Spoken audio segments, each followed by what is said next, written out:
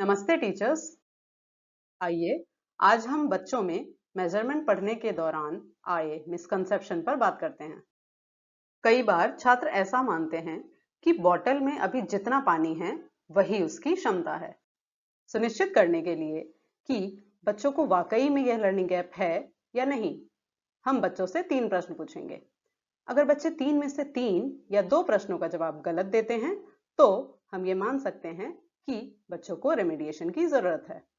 इस मिसकंसेप्शन को रेमेडिएट करने के लिए आइए मैथ्स रेमेडिएशन बुकलेट के पेज नंबर 68 में दी गई गतिविधि को करके देखते हैं।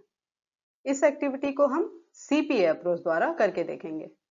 सीपीए अप्रोच का सबसे पहला स्टेज है कॉन्क्रीट स्टेज।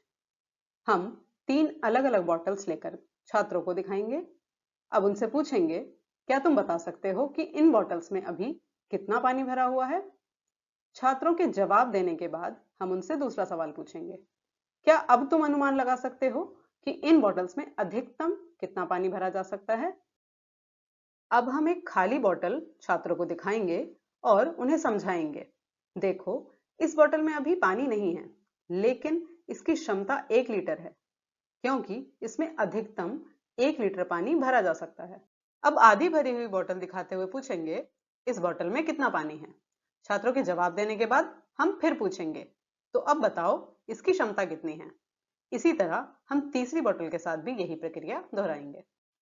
पिक्टोरियल स्टेज के लिए पहले हम बोर्ड पर कुछ कंटेनर्स के चित्र बनाएंगे और बच्चों की मदद के लिए उन पर अलग अलग मात्रा को चिन्हित करेंगे। अब हम छात्रों से पूछेंगे, हर एक कंटेनर कितना भरा हुआ है और हर कंटेनर की क्षमता कितनी है? अब हम छात्रों को अपनी नोटबुक में 3 अलग अलग आकार के कंटेनर के चित्र बनाने और उनकी क्षमता को दर्शाने वाले हिस्से को रंगने के लिए कह सकते हैं। अपेक्षा है कि छात्र पूरे कंटेनर को रंग देंगे, तो हम उन्हें यह समझाएंगे कि रंगी हुई जगह कंटेनर की क्षमता को दर्शाती है, न कि इसमें भरे पानी की मात्रा। अब हम रेमेडिएशन बुकलेट में इस गतिविधि के बाद दिए गए 3 प्रश्न पूछकर यह जांचेंगे कि क्या अब बच्चों का यह लर्निंग गैप रेमेडिएट हो गया है या नहीं, और उसका डाटा रिकॉर्ड करेंगे।